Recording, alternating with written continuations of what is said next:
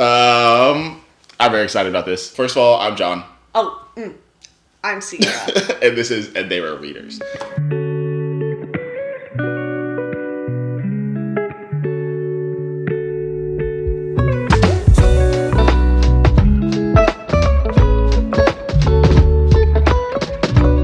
Okay, so today we're going to talk about books that we believe are required reading. And this isn't for, well, actually, I have no idea what her books are. She doesn't know what my books are. We chose 5, and then we have 2 honorable mentions. Sierra, I could already tell when she started writing, she wanted to have 10. So we had to reel it back in. Okay, and I will say, it'll be interesting to see if we have any overlap, because we don't know what each other wrote. Correct. I will say my books are books that I care deeply about. Okay. And I chose them because I think that they teach us something about writing. Mm-hmm. Or the reader-author experience, that like co-constructed experience. Mm-hmm. Or was just important writing. And the writing itself was so beautiful that I think it puts together the best of prose and education. Okay. And like teaching. Yeah. Mine's kind of around the same idea. Well, let's talk about what your original idea was. What was that? I don't know. I told you all this stuff. My original idea was like, if you wanted to get to know me, here are the 5 books I would give you. Such a different prompt. Correct. So when I said required reading, I was like, required reading for John. Required reading to know my person. We can still do that. That's a different one. We'll do that later. Then I changed it to like required reading. I just think people should read to understand writing or society or different formats, things like that. Yeah, I was thinking about like if I were to teach a writing class, what would I want to incorporate in it? Yeah. And this isn't solidified. No, it could change. It could absolutely change. It might change while I'm talking about it. That's crazy. I expect it. So we're going to talk through them. I'm very, very excited to hear what John has chosen. So I actually would love for you to go first because I'm itching to know. I'm so curious. My first book, if we haven't talked about it enough, is One Day Everyone Will Have Always Been Against This by Omar El-Akkad. Do you want to pull it down so I can hold it? Yeah. People like to see the book. Yeah, they do. It's just up there. It's top shelf. Look at him clawing. It's top shelf. Look at him rise from the ashes. Good liquor. Oh! I thought I was so scared that I was going to fall. It almost did. My little droid Lego did almost fall on you because he got pushed. Okay, but he's fine. I'm scared. Okay.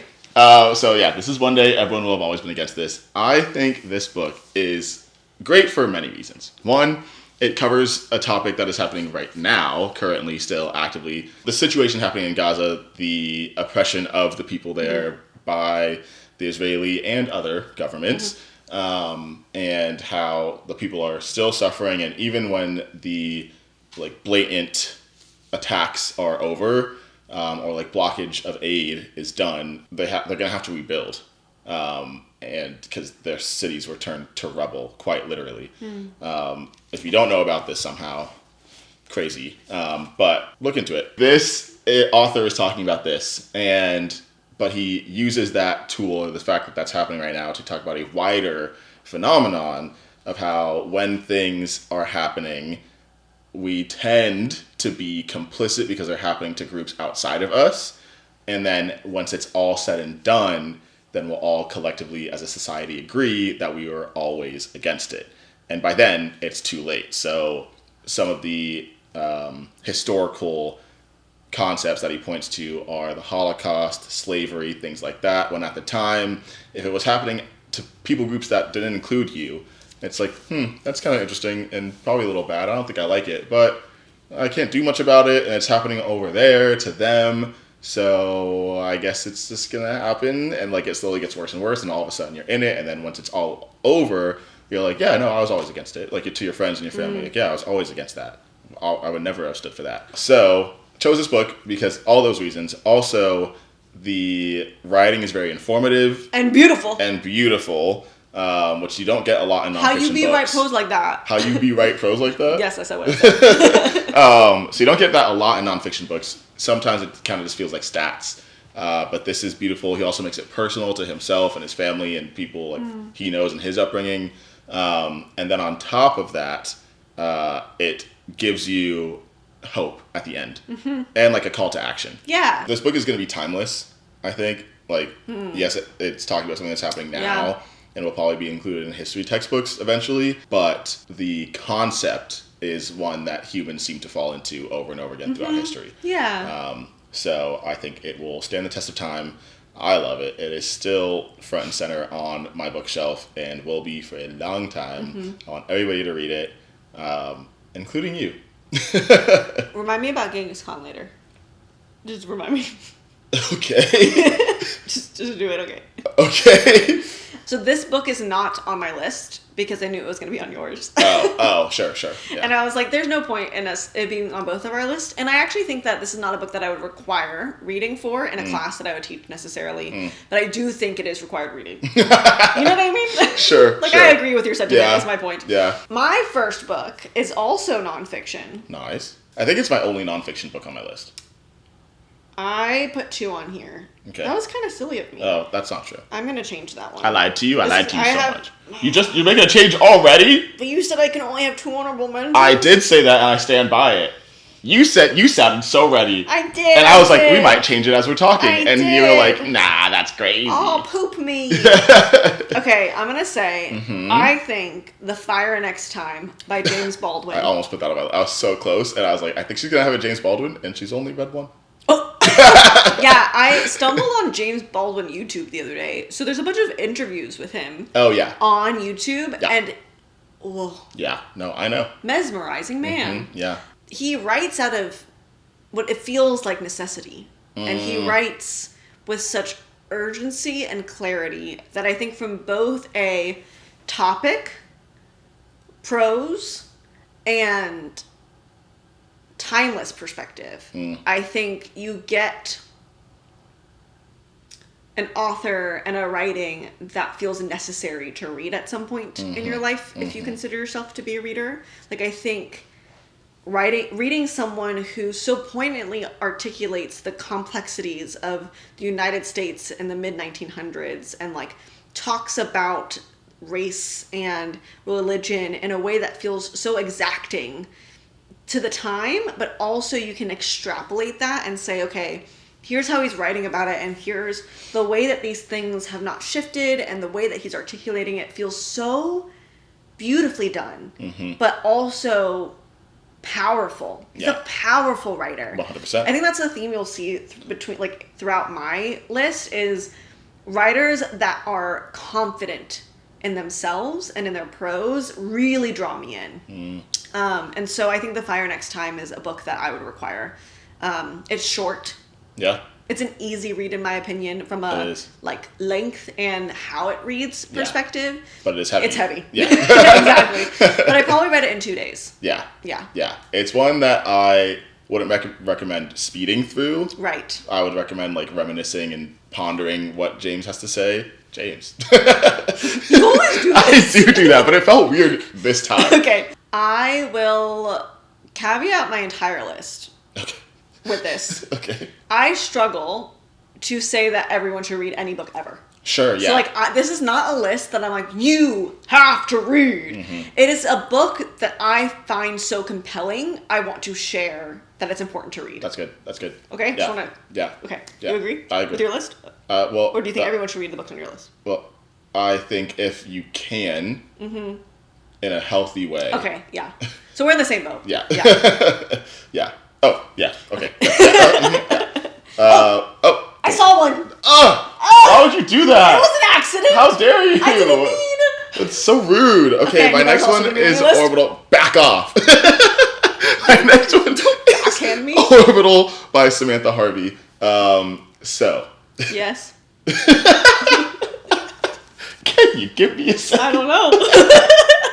I sure hope I can. So, did this win the Booker Prize in 2024? Yes. Did I read it? I almost lied to you. I almost said, did I read it multiple times? No. The answer is no. I haven't read it yet. What? You just lied to that. That's because the word came out wrong. I haven't reread it yet, is what I was trying to say. Oh. Okay, you guys still with me? Here we go. Orbital by... You never were. The reason I included this book... We're locking it. Yeah, the reason I included this book is because I think it is important sometimes to have an interstellar perspective on human life. Interesting. Yes. Interesting. Okay. Interesting. Sorry, I'm thinking about the book. I'm going to calm down. Okay. I'm an adult. But, yeah. So, a big theme in this book is basically you have 6 astronauts that go up to a space station, and we're just kind of following what they're doing and what they're thinking. And the thing that I always come back to, and this is something that other books talk on, Atmosphere will talk about it, not a spoiler, it's a space book. When you look back at the Earth and you see that there are no boundaries made, right? All the lines on our maps are man-made, and for the most part aren't like actual physical lines. Right, besides rivers and oceans. Rivers and oceans. And there's that one line of trees that we have in the border with Canada. Fair enough. Yeah, so that's what I think of every time I say that. Yeah, okay. There's like a path of tree where we cleared the forest, and there is a literal line. That's you got me there. You got me there. Also, that was man-made. No, exactly. Human-made. Human-made, but like you could probably see it. Maybe not from space, but definitely from a plane. And then probably from space. Yeah, okay. Anyway. Oh my God. So, there are no borders. But we'll still fight wars over these borders. We have huge like disputes with like countries that are our neighbor countries, and all of the Earth is just like there. Right. Just there, and it has been, and we have made all these divisions that feel so important to us. Like no matter how like patriotic or nationalist you are, it feels at some point like I don't know. There's like a disconnect in my brain where it's like we are all on the same planet.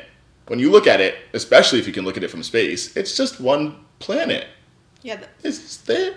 This book, in such a subtle and calm way, reminds you what it means to be human. Yeah.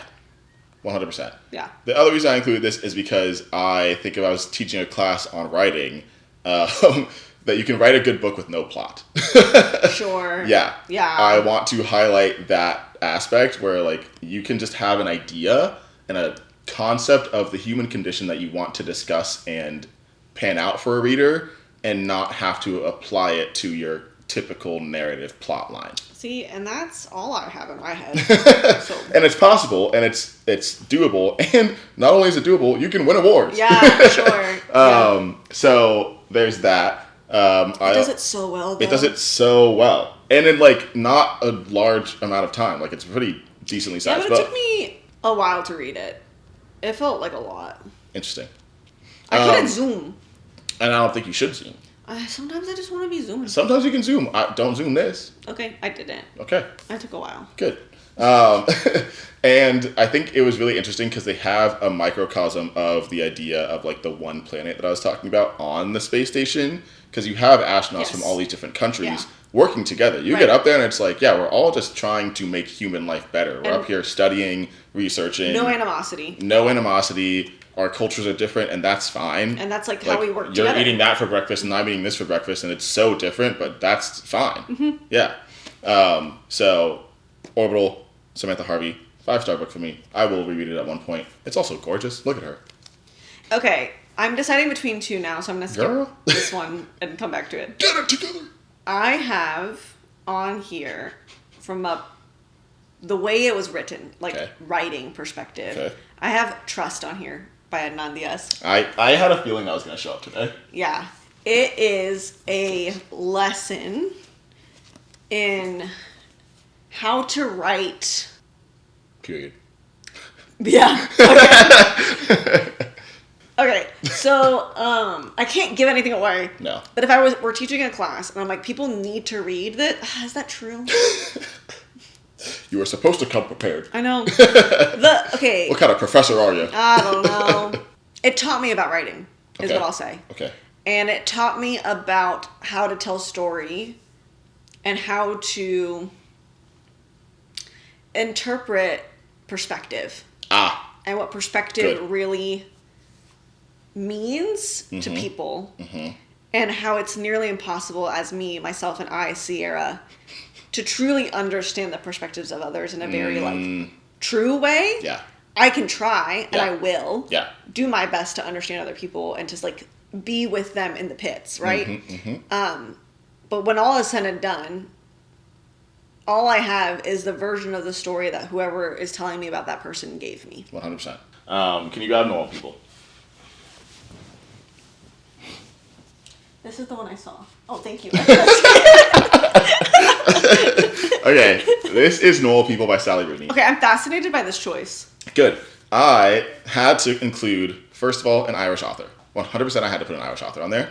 I picked Sally Rooney because I'm most familiar with her works.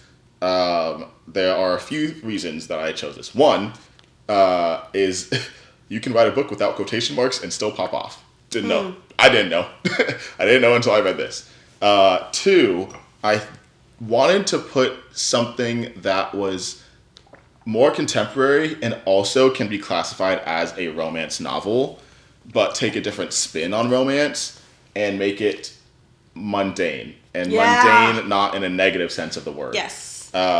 This book, it follows just two people living normal lives who fall in and out of love. I know. And it is beautifully written.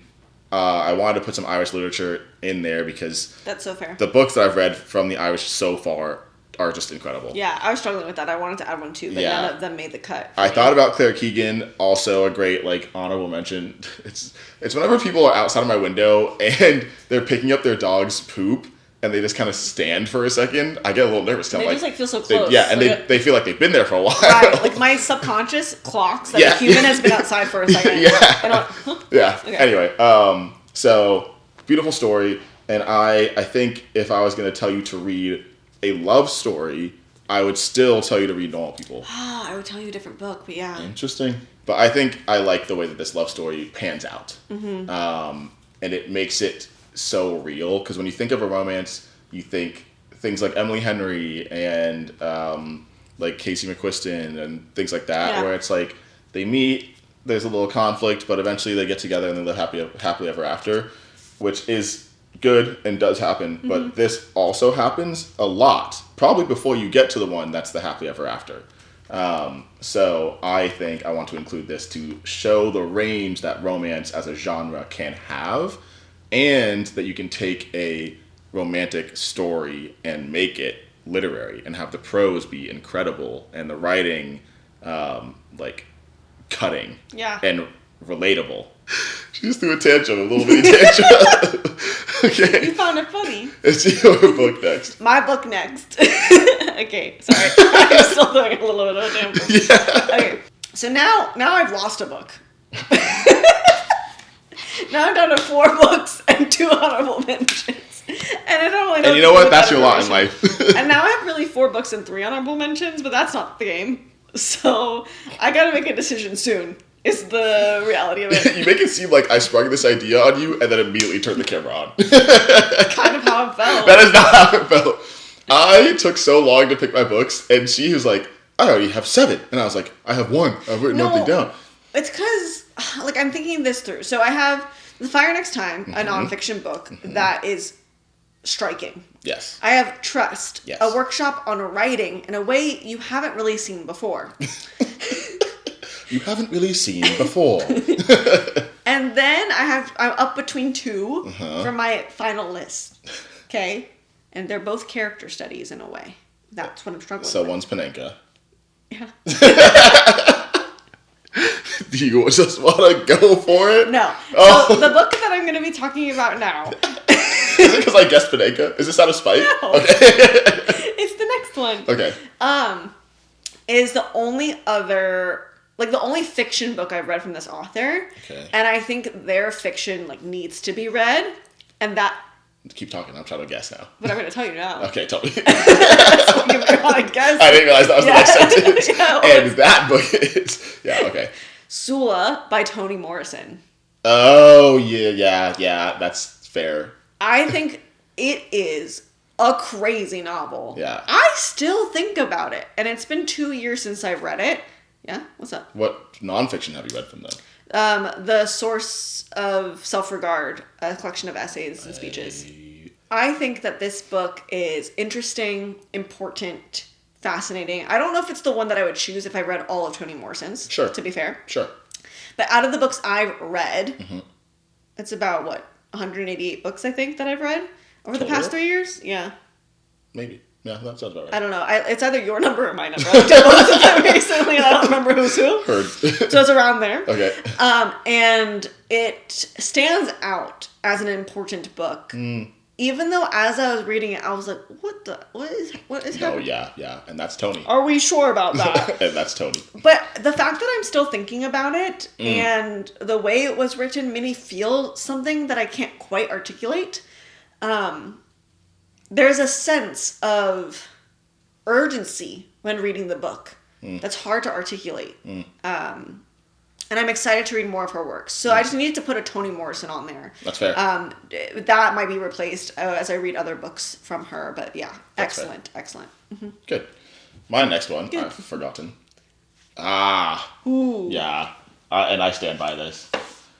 Oh, every time I take a book down, interesting. I will never make it on my list. She never would have considered this one. Not even this one I picked, and I was like, I know this won't be an overlap. I think this book is incredible. This is The Secret History by Donna Tartt. I love that we have different opinions on this. Oh. A note. It's blank. It's blank. that That was crazy. I really thought I was going to unlock something from my past. That was so dramatic. Me too. Was it bookmarking something? No. Oh, I love the font. Yeah. Good flop. I read this on my iPad, and I remember that took away from it for sure. Yeah, I thought I can't do digital. Either read it to me or I'm reading it to myself. I would love for you to read to me. Why have you never done that? I can read to you. He read to me the other night, an excerpt. I did. And it was delightful. I did. It led to a very deep conversation immediately. It did. Yeah, it was from A Little Life. Okay, Secret History by Donna Tartt. This is, in my opinion, the best dark academia book I've ever read. And I know it's lauded as one of the best out there and is the blueprint for a lot of dark academia books being written now. And some people hate it. And I'm kind of neutral. She is neutral. I enjoyed it and I got the point of it and I really enjoyed the writing. I have gotten more and more into it the further away from the book I've gotten. Fascinating. I love that. Then you need to read The Goldfinch. Well, I think she's working on something right now. I don't doubt it. Because she writes for so long. She puts so much time into it. And I appreciate that, because then we get stuff like this. I will read The Goldfinch at some point, because I do want to read more of her writing. Anyway, the reason I included this book is because for me personally, this is one thing that I always come back to and say, I have never read descriptions of scenery and feelings and senses that were so easily understandable for me.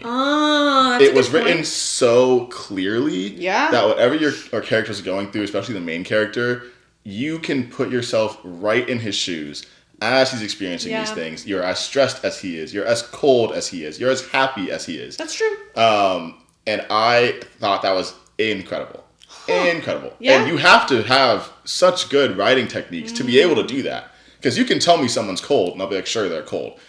Donna Tartt tells me someone's cold, I'm cold. And that's true, and that happens a lot. Correct. But you don't feel the concrete in other people's books. But the cold concrete against your face is what you're physically feeling all of a sudden. Yes. And it's very fascinating to me. Yes. That is true. I will give her that for sure. And I think that this book, it would have been so much worse and so much more boring if I wasn't immersed in it. Yeah, that's the fair. Story would not have intrigued me if I didn't feel like I was part of it. Yeah, the story is kind of that's they're stupid children. Correct. It's kind of the energy that it kind of evokes if you don't, or if you're not in their minds and in their souls and their bodies. Yes. Yeah. It also does dip into Greek mythology in a way because in the book they have something that's called a bacchanal, and Bacchus is the Roman name for Dionysus, the Greek god of wine and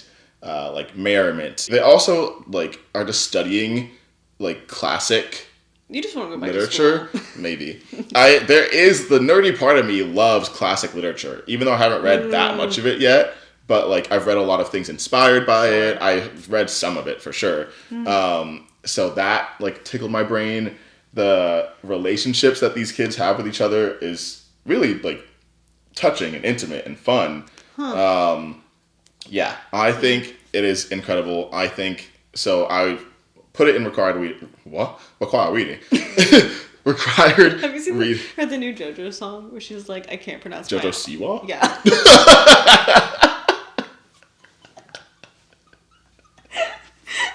No. Here she goes. I haven't heard the new I can't JoJo roll song. my R's, but I can buy a wolf's voice. Have you heard that? No. It's really funny, actually. That's crazy. She basically writes a diss track to herself. Okay. And it's kind of funny. Okay. I'm upset that it's so good, Interesting. actually. It's like all the comments were like, we're not there yet, but we love the progress.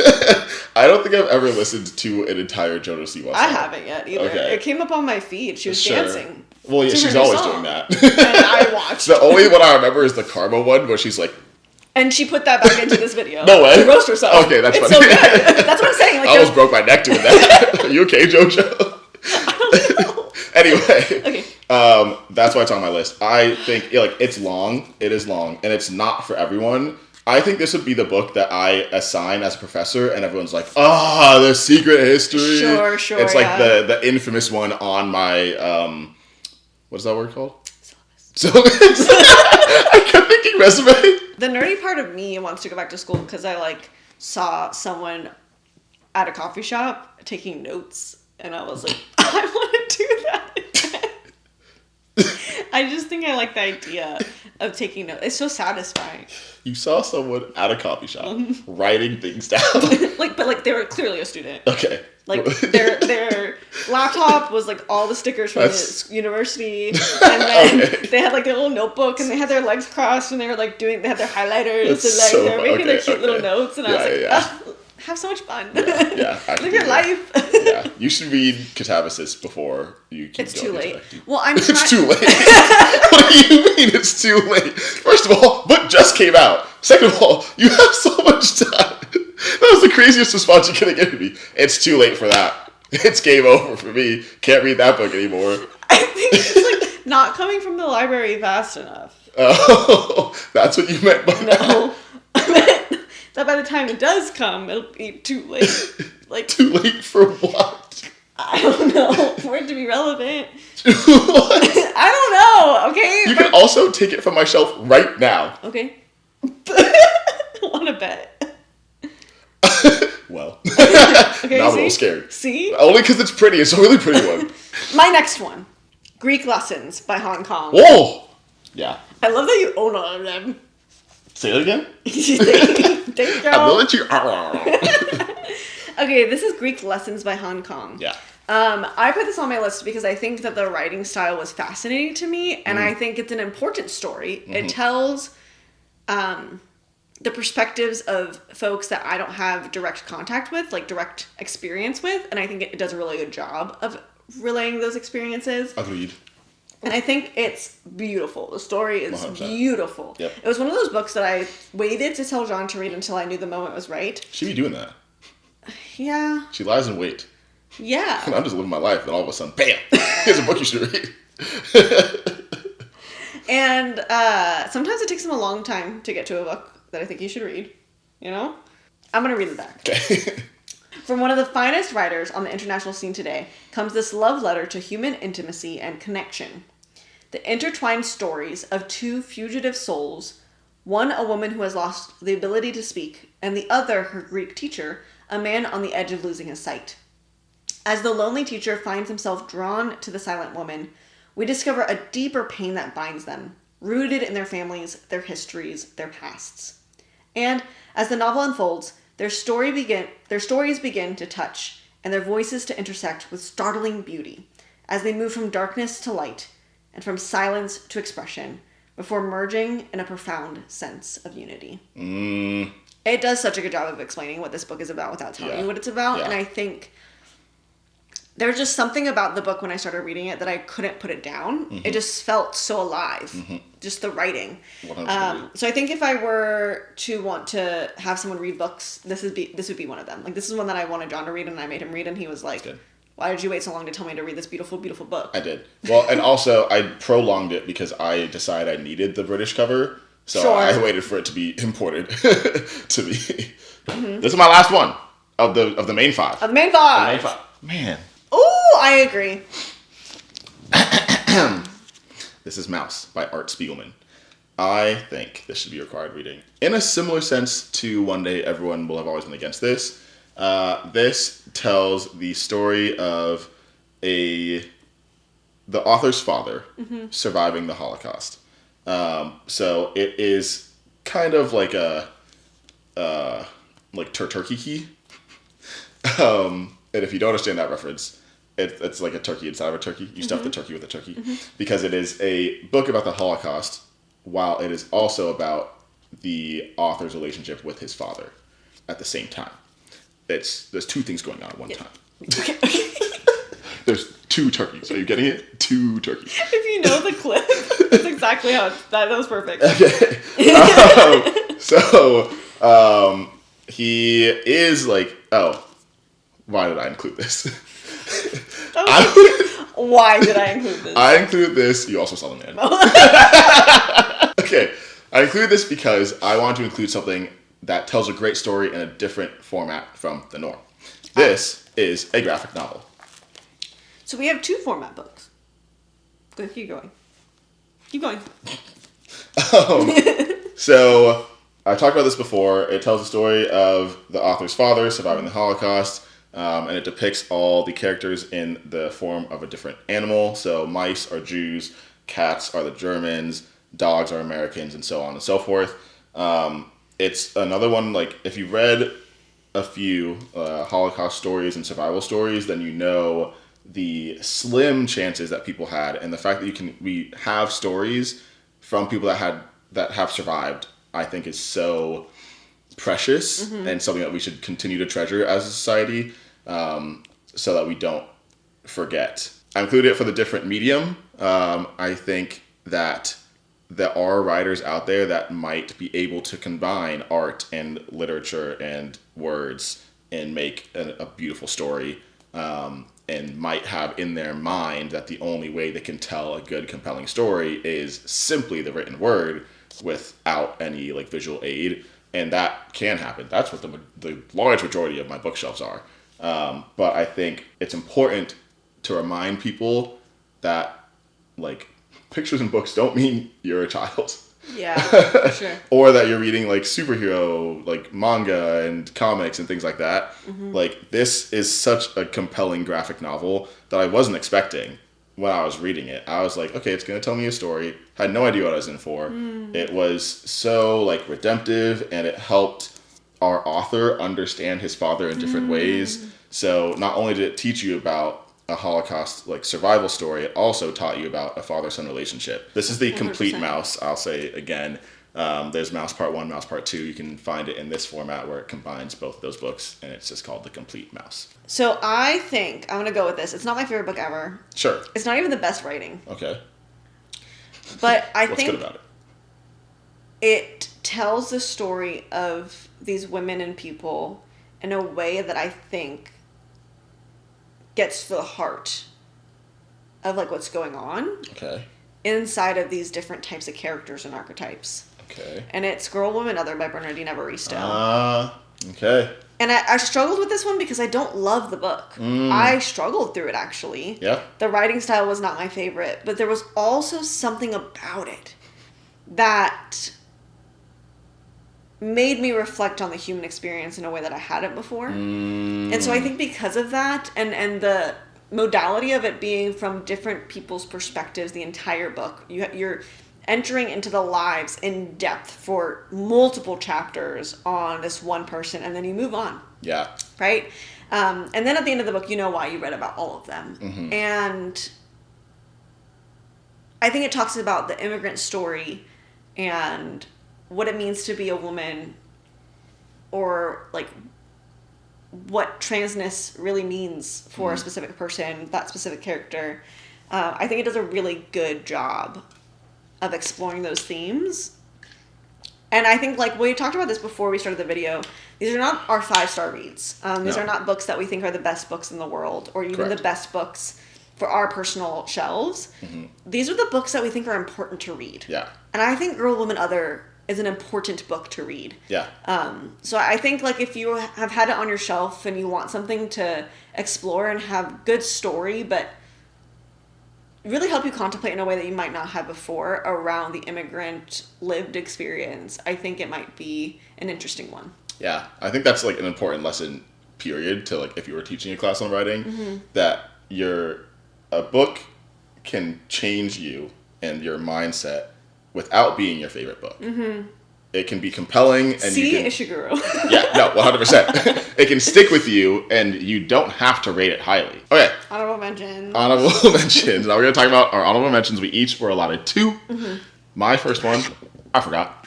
I remember mine. Go. Mine is Piranesi. Ah! A beautiful one. I think it's required reading for all my friends. Oh, yeah. That's it. So that's why it's on the list. What? My copy of this book is so crisp. It feels like it didn't read it. It's a lesson in patience. For For sure. the reader. For the reader. And for the character. True. And it also is just like beautiful, and I love the ending, and I like the way it makes me feel. So good. So my friends, this is required reading. I agree. Okay. Mine. Duh. Okay. Oh, I got chills. This is Recursion by Blake Crouch. I felt like I wanted to have a sci-fi in there. If I'm teaching a class, I want them to get very well-rounded, get something from a lot of different genres. And the reason I chose Recursion and not Dark Matter is maybe a little bit of recency bias, because I did read this more recently. But mostly because I think the plot line in this book is so complicated that this is a book where you truly have to begin with the end in mind, or you will get lost as a writer. He had this whole thing plotted out and planned in his head before he started writing, and because there's no way he was doing this on the fly. There's no way he was doing this on the fly, because the plot kind of overlaps on itself a lot, and I think it also is a good exercise for the reader, because you do have to be paying, I would say, extra attention to what's going on, or you'll get lost. When you read a page of a book and you're like, what did I just read? That didn't really compute in here. You can't really do that in this book. You do have to lock in. Unfortunately, whether that's good or not for you, you got to be paying attention. And the payoff is so incredibly worth it. You have another one? I have one more, because I feel like I couldn't not talk about it, but she's so far away. Oh, I love that. Yeah. I couldn't put this on my list. That's fair. I did it for us. Thank you. This is Braiding Sweetgrass by Robin Wall Kimmerer. It was almost in the 5, and it easily could be on any other day.